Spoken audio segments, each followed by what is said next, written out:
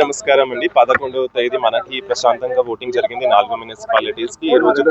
ఈ రోజు counting 8 o'clock నుంచి వాటికి సంబంధించిన ప్రతి వార్డ్ కి first of all postal ballot మనము కౌంట్ చేస్తాము. పోస్టల్ బ్యాలెట్ తర్వాత అన్ని పోలింగ్ స్టేషన్స్ ఉన్నవి మిక్స్ చేసి కలిపి చేసి జంబల్ చేసి మనం కౌంటింగ్ చేస్తూ ఉంటాము. ఈ కౌంటింగ్ ప్రశాంతంగా నడుస్తుంది. కానీ ఇంకొకటి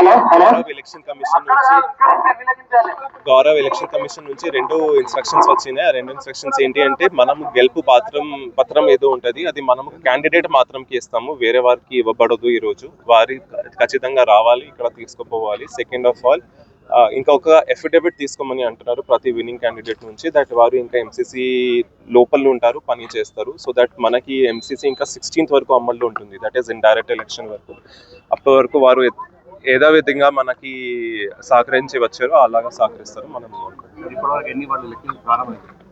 అన్ని స్టార్ట్ అయినాయి. ఒక్క టేబుల్ కొద్దిగా పోస్టల్ బ్యాలెట్ నడుస్తుంది, వారు కూడా చేస్తారు. ఒక ఏజెడ్ మన ఆఫీసర్ ఉన్నారు, బట్ అన్ని కౌంటింగ్ దశలోనే ఉన్నాయి. No issues. Thank you.